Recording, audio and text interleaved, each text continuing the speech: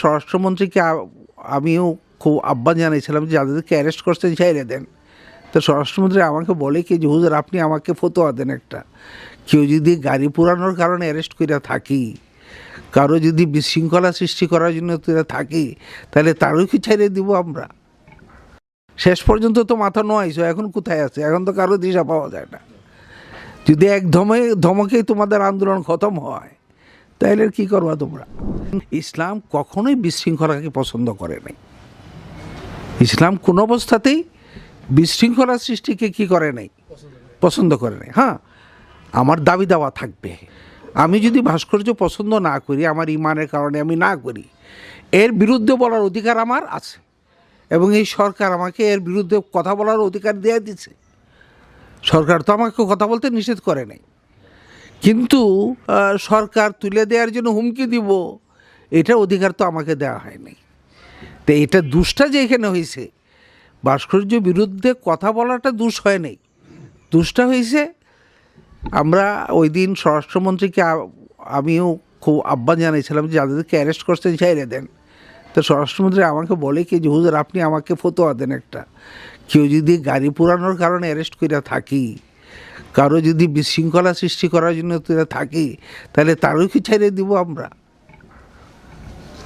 পরে আমি কি কইলাম সেটা অন্য কথা, যে এগুলি আসলে বাচ্চা কাচ্চা ছিল, বুঝে শুনে নাই, এইগুলির অন্যের উস্কানিতে কী করছে, কইরা বসছে, তাই তাদের পিতামাতা কাঁদতেছে, তাদেরকে একটু ছাই দিয়ে দেন। তো সে যাই হোক, তো এখানে দুইটা বিষয়। একটা বিষয় হলো আমার বাক স্বাধীনতাকে প্রয়োগ করা, এর অধিকার আমার আছে। এটার মধ্যে যারা ভাস্কর্যের সমর্থন করেন তাদেরও যেরকম অধিকার আছে, যারা আমি ভাস্কর্য সমর্থন করি না আমরা, তাদেরও কি আছে, এই অধিকার আছে। তবে কারো বিশৃঙ্খলা সৃষ্টির কি নাই, অধিকার নাই। এখানে এটা রাজনীতি বানায় ফেলছে। বিষয়টি ছিল একটা ধর্মীয়, আর আসলে যে ক্ষোভটা এই রাজনীতি করারা এটাকে জাতীয়করণ করে ফেলাইছে।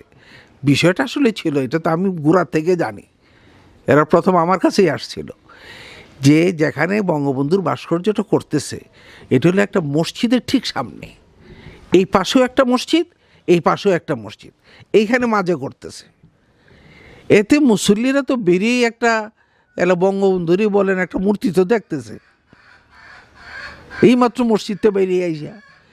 স্থানীয় মানুষের ক্ষোভ ছিল এইটা, এবং এইটা যখন এই ক্ষোভটা যখন গভর্নমেন্টকে বলা হয়েছে, ক্ষোভটা জানানো হয়েছে, গভর্নমেন্ট এটা অ্যাকশান নেওয়া শুরু করছিল যে ভাস্কর্যের কাজ সামনে অগ্রসর হওয়া বন্ধ। এখন পরে আর কি করে নাই, নতুন করে করে নাই, আর এখান থেকে সরায় নেওয়ার জন্য তারা রাজি, কথা বুঝতে পারলেন?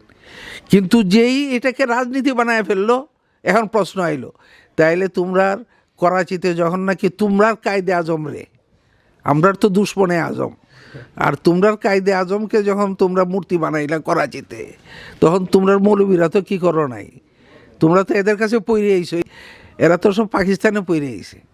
তো এই সময় তো তোমাদের হুজুররা আন্দোলন করে নাই। আমাদের দেশে যখন জিয়াউর রহমানের মূর্তি বানাইলো, তখন তো আন্দোলন করে নাই।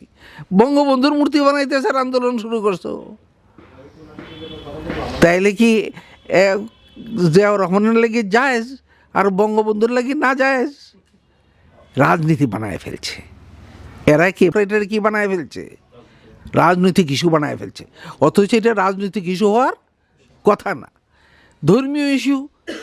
আওয়ামী লীগও ধর্মরে মানে না, আওয়ামী লীগের লোকেরা ধর্ম মানে না।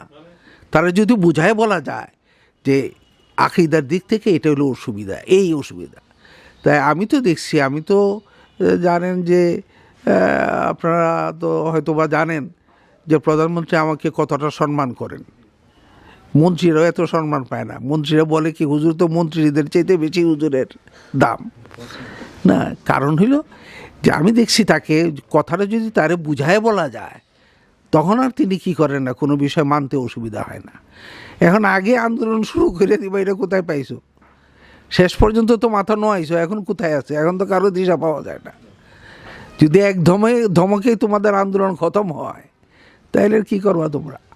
হ্যাঁ, সত্য যেটা, তোমার যদি এটা সত্যি আকিদার সাথে সম্পর্ক হয়, ওলামায়ে কেরাম ফতোয়া দিচ্ছেন, এটা বিবেচনার অধিকার সরকারে দেখবে করবে।